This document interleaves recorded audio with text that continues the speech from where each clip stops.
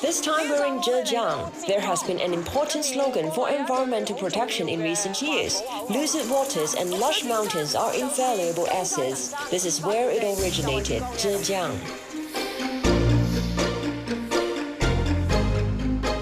In the Anji County of Hoh Xil, Zhejiang, there's a village called Yuchun. Something happened here that totally changed China's history in environmental protection.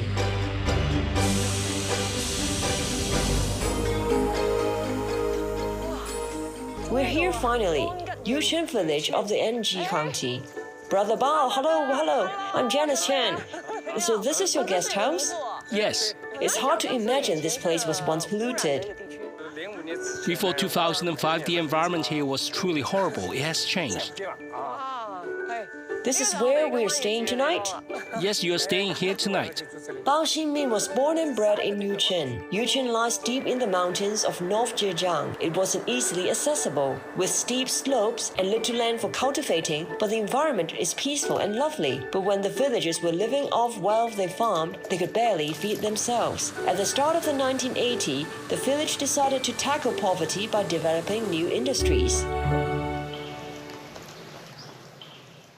Look here, it's so green and graceful, just like a country park. It's hard to imagine it was once the most toxic place in Zhejiang. There used to be this saying, the cannon blows and the gold flows. Many villagers came to mine. Behind me, here was once their gold mountain. At that time, villagers of Yuchun found out there were rich limestone resources in the mountain of their hometown. So they all rushed up there to mine. Brother Bao was village chief back then. Pan Qinglin, a poverty-stricken villager, joined the miners. Brother Pan, you also worked here as a miner? I started working in the mines with my father in 1989. Back then, there were lime kilns and cement factories. There were people driving tractors, loading the stones, and handling the blasting. So the sky was all gray and dusty. We would go in all clean in the morning, but come back with white shirts that had turned gray in the evening, and eyes like those of the giant pandas. You could only see our eyes. There's the saying that the cannon blows and in flows the gold. That's when we got rich. At that time, we thought at Yunsun we're rich. The richest village around. Yes, at Anji, we're the richest village. People started turning their houses into villas, buying their own tractors or private cars. Everyone's living conditions were greatly improved. Mining and bringing in so much wealth that the villagers became even more ambitious and started setting up their own local businesses. Overnight, the small village of Yuchun turned into a major industrial town in North Zhejiang. The country was developing so fast, developing our town and village businesses, chemical plants, granite plants. We have 3 mines here, and we have cement factories, building material, nylon, and chemical plants. All those companies were causing water pollution. And where would the foul water flow? We couldn't even grow crops. With economic development, you can make money, but there's also meant paying a heavy price. That's too heavy a price. First, it caused water pollution. Second, it damaged the eco-environment. We were blasting hundreds of times every day. Hundreds of times. Bamboo within a square kilometer were all destroyed in that mess. Besides, the villagers' health was under threat. There was dust pollution. Breathe in the dust and you could get pneumoconiosis. And mining is in fact a risky job. You could walk in and be carried out. You could get your arms and your legs badly hurt in the explosions. Many people suffered from that. Within 20-odd years of mining, 6 people got killed, all in accidents during blasting. The youngest amongst them was not even 20 years old. He was working in mine when he got crushed to death.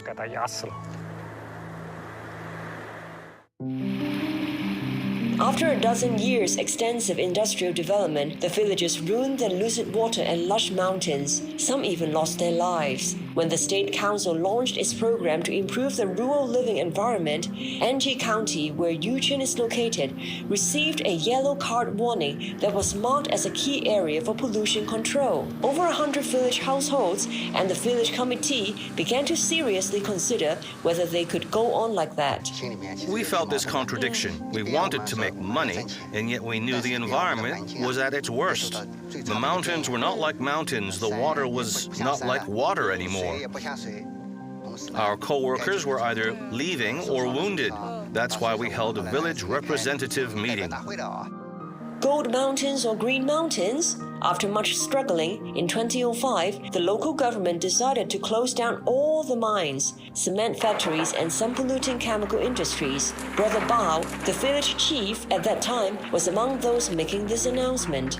It must have taken great determination. Many folks would yell at us in the village or make a scene. Shutting down the mines meant the villagers would lose their income. The people would have no work to do or lose their jobs. Suddenly, everyone felt they had nowhere to turn. The people would certainly complain. Other people are still operating their mines.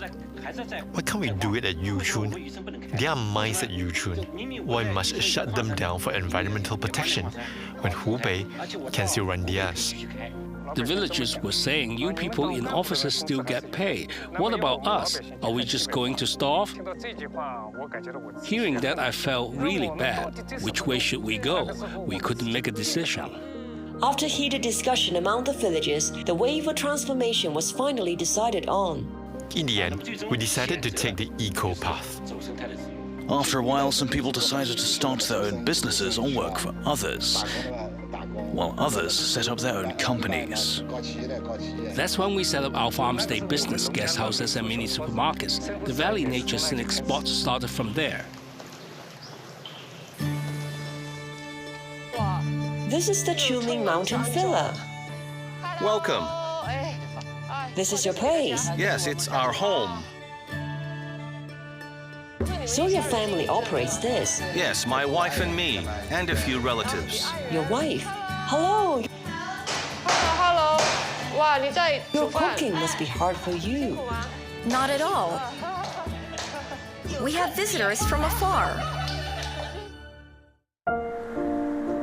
In 2005, after mines and polluting industries were shut down, the total income of Yuchun village dropped from 3 million to 200,000 yuan a year. Out of a job, Pan Chunlin decided to tear down his pixie at home and raise money to set up a small farm stay with his wife. But the path of transformation was extremely difficult. He says if not for lessons learned with blood, no one was ready for change. It's not easy to feed yourselves and make money. You wouldn't think too much, right? Only when the people were finally affected by the pollution did they realize why your own family got hurt at the mine. Your own people got killed at the mine. What's all the money for? No matter how much money I make, I may not live long enough to enjoy it. When you make money, you've got to make sure that you could enjoy it. If you're stuck in the hospital with a broken leg or a hunchback, some even lost their lives. What's all that money for? Like those of us driving trucks for loading the ore, they would set out very early, just after 3 a.m. in the morning. You could go for work and not return that night. You just don't know. That is, the minute you start driving, you feel ill at ease. You won't feel safe until you get home. Whether you could walk home or get carried home. Were you worried about your husband? Worried, of course. Couldn't feed themselves growing crops, yet the traditional industries weren't sustainable. The future for Yuchun was uncertain. It was then the start of the 2000 era, when the domestic tourism industry started flourishing. As people's wealth grew, they began traveling. As Yuchun was a picturesque spot, a paradise for escape, many villagers thought tourism might work for them. So you were confident in this business that it would be profitable? At that time, we had no choice. It's the only way out. We had to do it. That's the only way out? Yes, and you had to renovate the place to turn it into a farm stay. So I started out with the 30,000 yuan in my pocket. With that 30,000 yuan, I got the walls put up, the pillars put in place. All my money's gone. I could only go for loan. 2005, I owed people 620,000 yuan. You owed people 620,000 yuan? Yes, a farm stay. So I proudly became The one with the biggest debt. Yushun's biggest. The then leader of the Zhejiang province, Xi Jinping, came to know about the difficult situation Yuchang was facing, so he paid a visit. General Secretary Xi was then our secretary of the Zhejiang Provincial Committee. He said we should go for ecological construction. It was August 2005. He came and said, "This idea you have is quite good." He said, "No gold or silver can buy the clear water and green mountains." But what he meant was lucid waters and lush mountains are invaluable assets. He had this vision. He said those big cities nearby, Hangzhou, Shanghai, and Nanjing, people in the cities yearn for life in the village. To starting up your farm stay business should be the right way to go. You must keep going. At that time, we were still so perturbed. We owed people so much money. When could we pay off our debts? At that time, the environment wasn't so nice. There weren't many visitors. The eco-environment could be ruined overnight, but to restore it, you can't do it just like that. It's the right path, but how were they to persevere?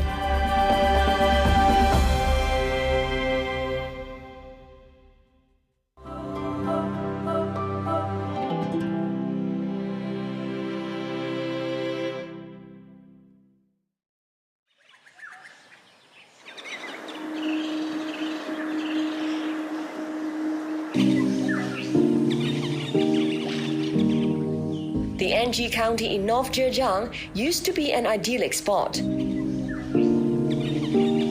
With a fabulous bamboo grove, this was also where the sword fight in the bamboo grove in Crouching Tiger, Hidden Dragon was filmed. Before we could smell the scent of bamboo, but at that time all we could smell was the stink from the chemical factories. After a while living in the smoke, you couldn't live long. You'd have problems with your liver, your lungs. You'd get pneumoconiosis. And because dust kept falling on the bamboo leaves, the bamboo wouldn't grow. They withered and died. So we thought our environment had gotten to a stage where you must do something right away. Industrialization did lift Yuchang out of poverty, but the green environment was gone. The painful lesson led villagers on the path of green transformation. We started to deal with the foul water and centralized management of rubbish. The polluting industries were either moved out or shut down. They were moved to the industrial areas. We had space in the center of the village, and the environment started to improve.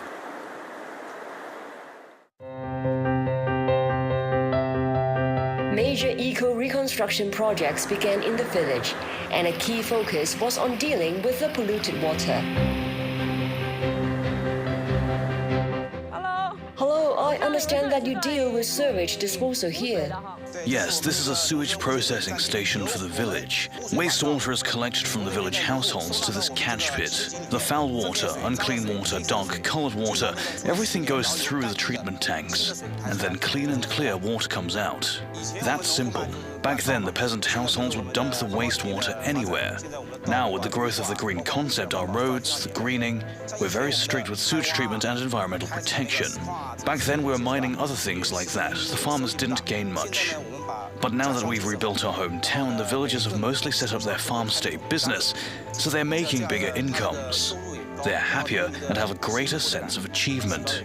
Back then, the villagers thought the wastewater would evaporate on its own or the rubbish would just be blown away. So they didn't have any concept about environmental protection. But as the sewage treatment system was completed and the dirty water from each household was properly treated, the villagers finally realized the good points about environmental protection.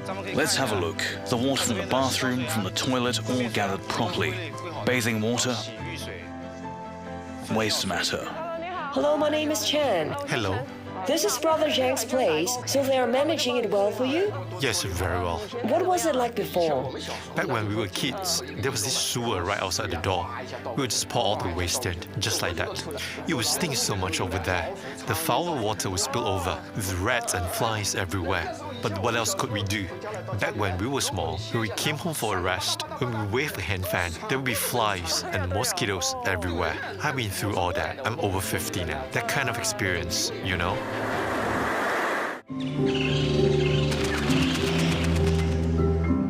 With the polluting industries moved away, the wastewater dealt with, after a few years, mountain tops starting turning green again. It has been 15 years actually. Back then there was no grass at all dead.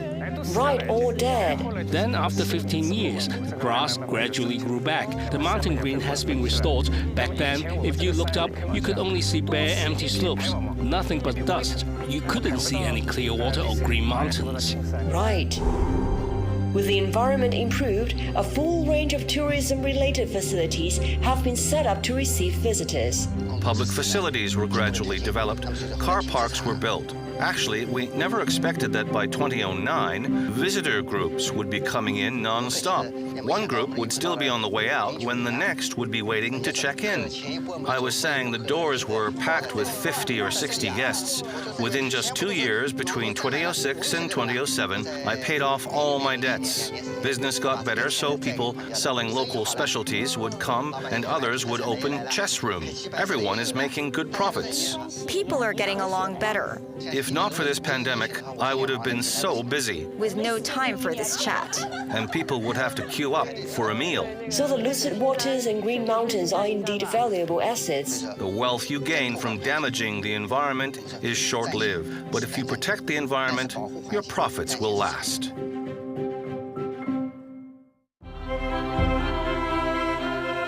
After all the twists and turns, this village changed back from a living hell to a beautiful village. In 2021, it even got included on the UNWTO's list of best tourism villages. This time, we stayed a few days in a local guest house to feel the natural environment for ourselves. Look here, our first time at a farm stay in the village.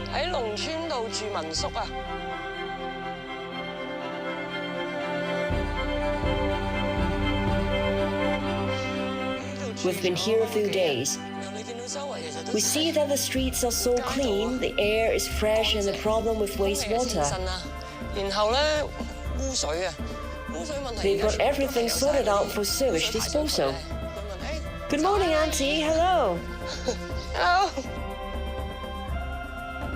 Garbage disposal is now fully organized. Even the elderly know how to deal with it. Kitchen waste is dealt with separately, just like the plastic. You'll be fined if you don't separate them. Yes, if you don't separate, you get fined. Is it nice you started the green action? The environment was improved. The environment has got better. There are no mosquitoes and very few flies. There was rubbish everywhere back then, so there were mosquitoes. Before, we didn't separate the rubbish and had nowhere to dump it. No such mess now. There are none now. It's bad to be messy. It's good now, right? It's good. And the green concept, lucid water and lush mountains are invaluable assets, has been promoted gradually all over the country, laying the foundation for a nationwide ecological civilization construction project. And this series of construction projects is going to affect our generations to come.